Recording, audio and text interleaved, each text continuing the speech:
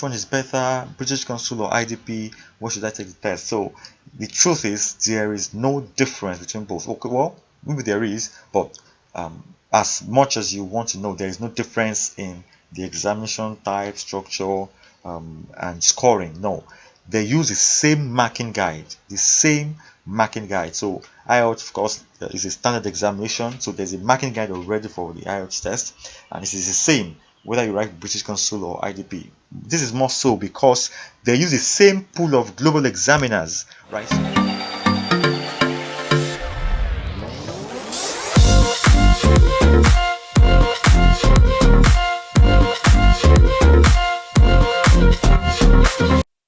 Hi, you're welcome to the IELTS Simplified course. My name is Ebenezer Anefowoshe. I'm a Band 8.5 IELTS coach, and it's a pleasure to do this course. So, welcome once again. So, this is the very first lesson, and we'll be talking about IELTS basics. All you need to know about the IELTS test, and the objectives of this lesson, basically the outline as follows. We're looking at what makes IELTS a proficiency test. What exactly is the IELTS test? We'll talk about the kinds of IELTS tests that we have. We're also going to look at the formats of the IELTS tests. There are various formats, considering them, and then finally the structure of the IELTS test. So this class is basically to help a newbie. I mean, if you've only been hearing IELTS, what exactly it is, what does it mean? You need to take it for some reason, but you don't have an idea what it is. So this particular course will take you through all of it and clear your confusion and anything you have. So IELTS is an acronym for International English Language Testing System.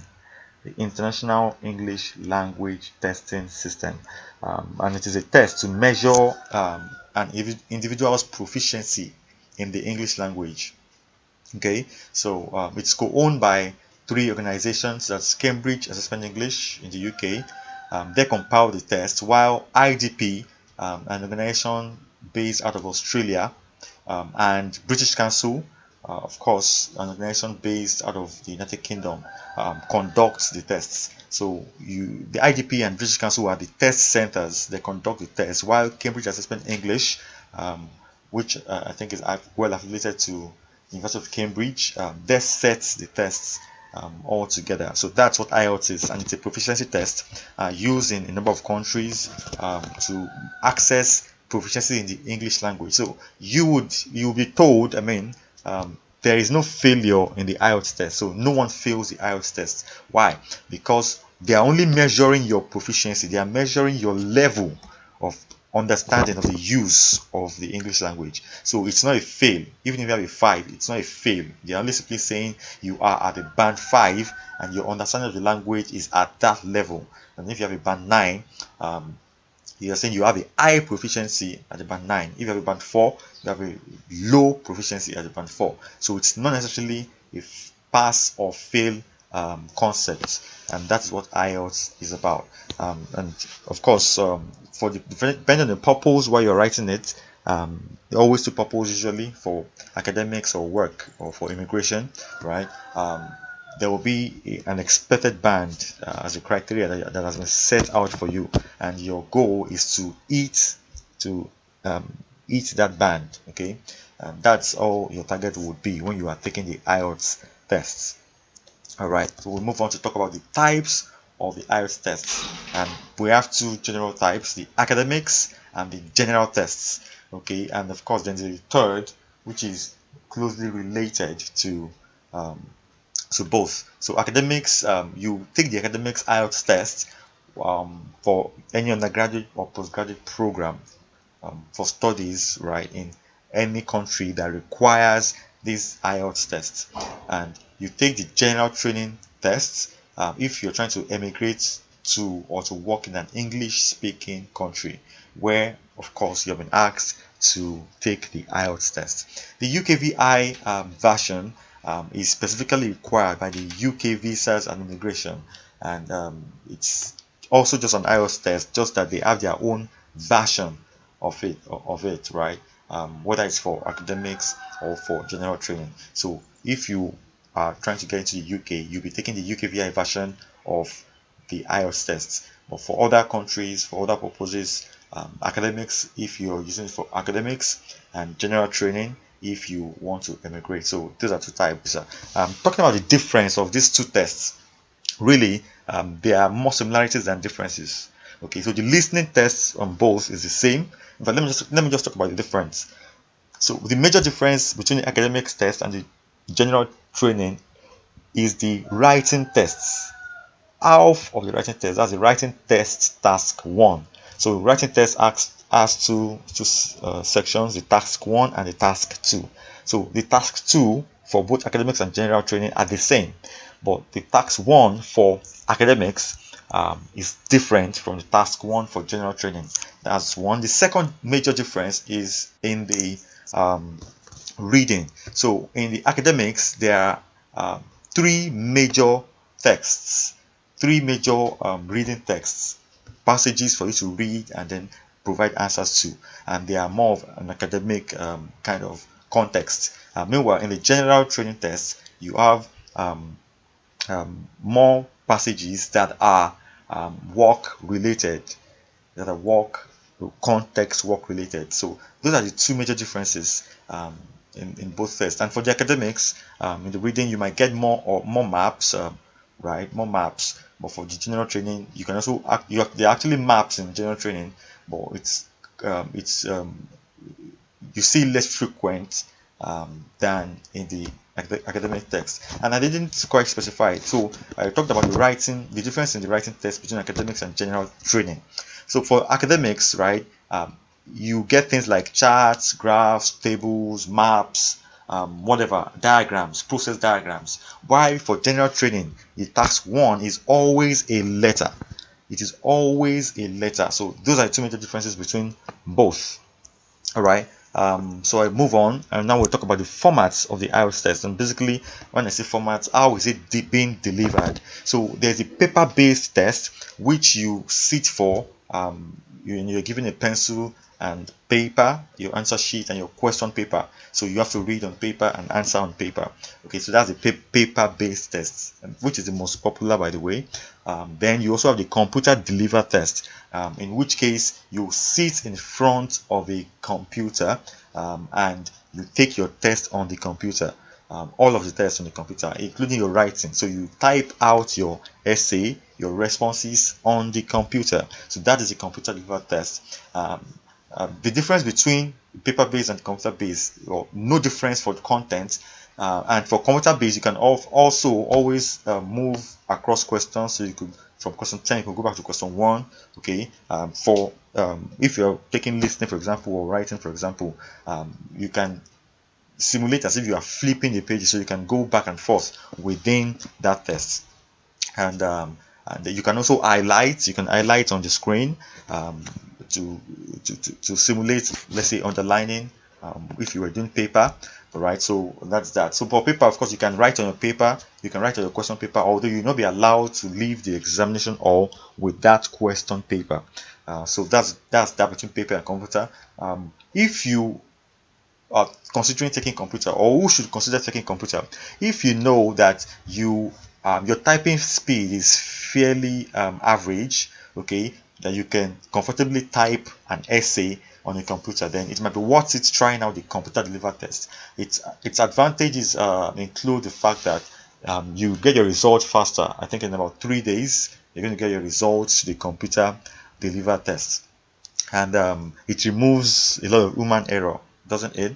Um, Although the listening and the reading, they are mostly they are computer marked, so it's a computer that marks them. Even if you take the paper-based test, so they just feed it into the computer and they mark them because they are basically objective answers, right? But for computer delivered, of course, more or less your answer is ready immediately you are done. It is the listening, it is the writing and the reading you are only waiting for 2 more days to get your results. But yes, computer delivered probably takes out a number of issues that can happen on a paper-based test. So on a paper-based test, you might start late. I mean, depending on the venue and the organizers, the coordination. So there might be issues, there might be a lot of crowd. Okay, so there might be those kind of distraction. You might have them in paper-based tests, but of course, it's the more convenient, more comfortable option for a lot of people. I also wrote the paper-based test when I did mine, but I think more and more people should consider the computer-delivered test. And I'll actually be giving people who want to try out the computer delivered test. All right. So the major setback for that is that you need to practice on the computer. You need to practice the computer tests regularly if you are thinking of taking the computer delivered test and you don't want any surprises. And for most people, for you to actually get a lot of practice done, you need to pay for good content, for good original questions. You can get one or two or three free versions from British Council, but for you to consistently practice and improve your band score on the computer delivered test, you need for more often than not, you need to pay for them. And I can actually also help work out a computer delivered platform where you can practice. All right, with a token, I can set that up for you. All right, so if you think you'll be interested, your typing speed is fairly fine and you want to try out the computer delivered test just to um, erase many other human factors that does affect on examination days. Trust me, yeah, we have those issues. Okay. I do know a candidate who said they started the exam at 2 p.m. An exam that was supposed to start at 9 a.m. started at 2 p.m. All right. But that was in Nigeria. So you know what I mean. All right. So all of that happens, right? So we also have the IELTS indicator. Now, what is the IELTS indicator? This actually started during the pandemic. Last year, and the heat of the pandemic, IELTS, of course, wanted to keep conducting the exam, so they came up with the IELTS indicator, which is a modified version of the computer delivered test. So what is the IELTS indicator? On the IELTS indicator, it's only for academic tests, by the way, and you can take it online in your house. All right, so you don't need to come to a center. For the computer delivered test, you have to show up at the test center to take the test. But for IELTS indicator, you do not need to travel. So right from your home, you log in and you take the test. I'm not quite sure if they are continuing with it now that um, uh, in some areas the COVID has been relaxed. I mean, COVID lockdowns have been relaxed, but yes, it might actually have come to stay as an option for those who want to take the IELTS test. All right. So talking about test centers, any difference? I think that'll be the next question. You get this question a lot. Which one is better, British Council or IDP? What should I take the test? So the truth is there is no difference between both. Okay, well, maybe there is, but as much as you want to know, there is no difference in the examination type, structure, and scoring. No, they use the same marking guide, the same marking guide. So IELTS, of course, is a standard examination, so there's a marking guide already for the IELTS test, and it is the same whether you write British Council or IDP. This is more so because they use the same pool of global examiners, right? So IELTS examiners are global. They can work anywhere in the world. Okay, so an IELTS examiner in Nigeria can travel to another country to be an IELTS examiner.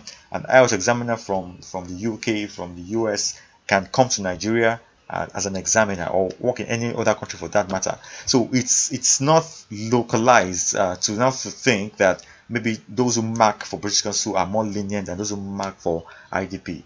It's not true. It doesn't work like that. So it's a pool, all right. And then they have all the quality assurance checks in place. So after you mark, someone else looks at it before it is passed on along, and then they keep doing these reviews, annual reviews, and regular trainings to bring all examiners up to date and to ensure they are still in their top form. So this makes IELTS a standardized exam such that it doesn't matter wherever you write it. So and I actually took a survey to ask that what people thought. Do people really think you do better with one than the other? And the survey results show that people actually who have written with both, there is no significant difference in the number of people who pass on the second one better than they did on the first.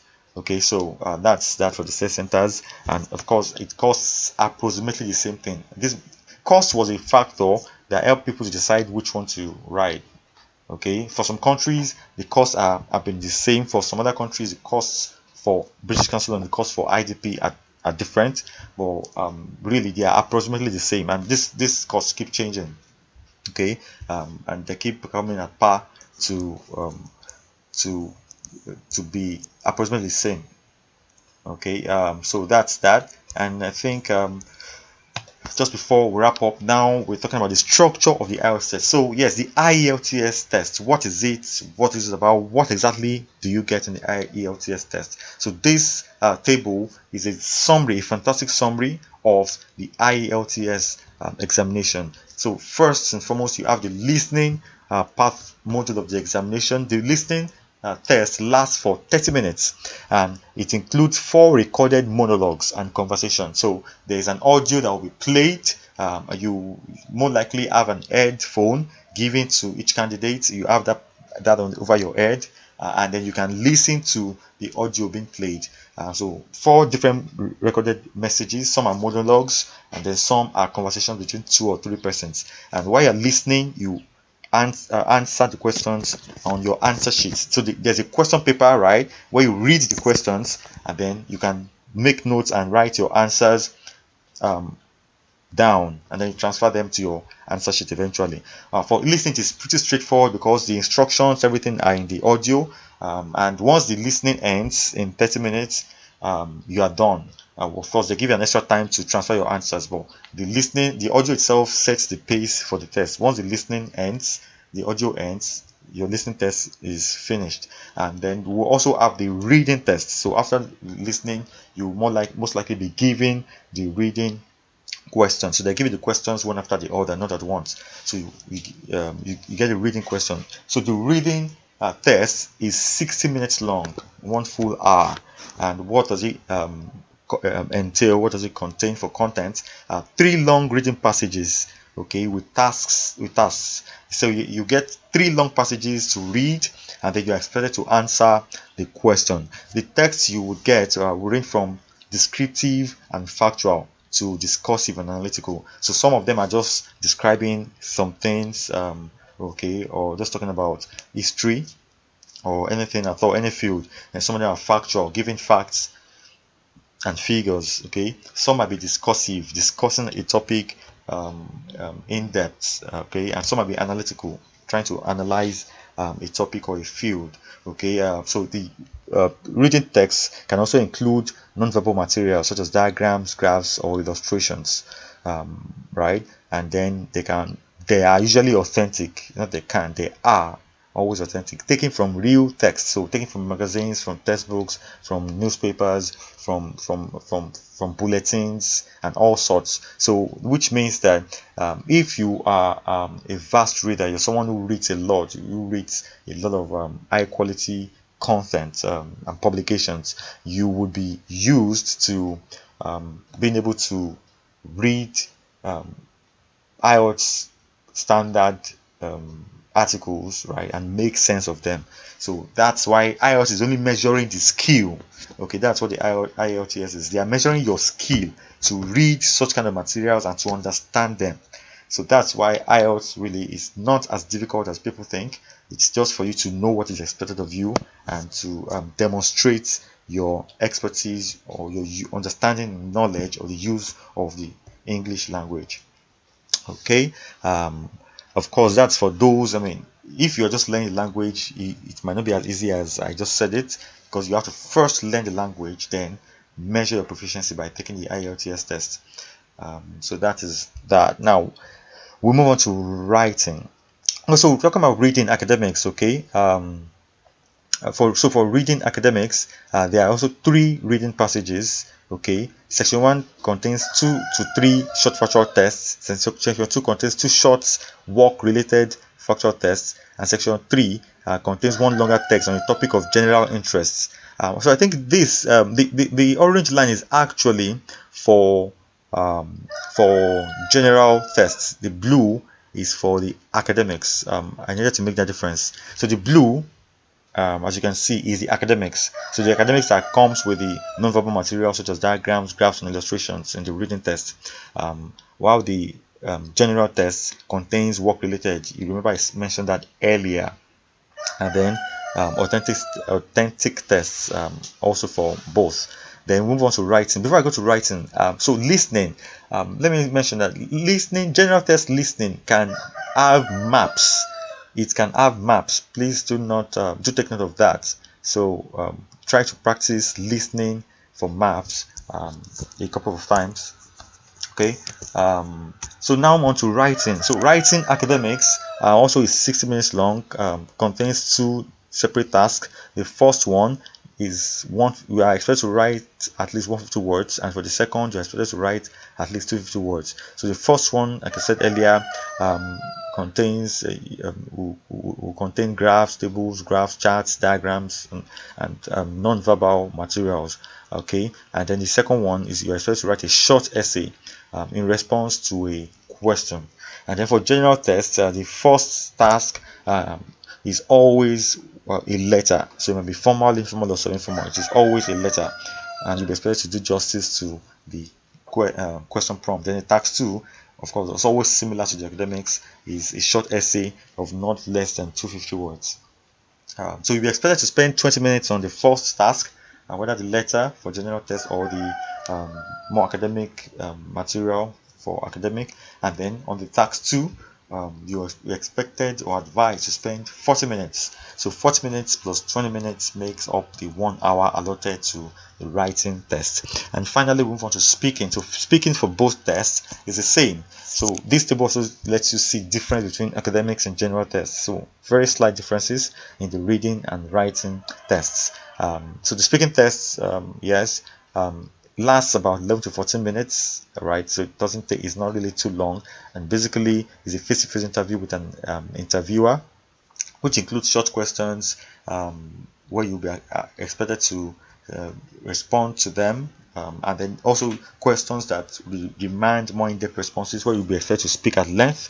And there's a task card which will be on a familiar topic where you'll be expected to speak for at least 2 minutes in response to the task card, and then other structured questions. So this is the structure of the IELTS test. I believe this has made me a picture of what the IELTS is, what it is, and with this understanding, you should be better positioned to ace the test. Okay, to ace the test, it's important. Some people take this test without even really getting a good grasp of all of this knowledge of what the test is altogether. So you need to understand this to start with, because this is where it all begins. And so finally, we're talking about the grading for the IELTS test. Now this is so important. So some people also go ahead to take the test without understanding this grading. That wouldn't be good enough. So you need to understand how the IELTS test is graded. Okay, so the listening test, if you look at the tables closely, for the listening test, you can see the band score at the top right here, and then the score over 40. So your test is always graded over 40 for all of the tests, for listening, reading,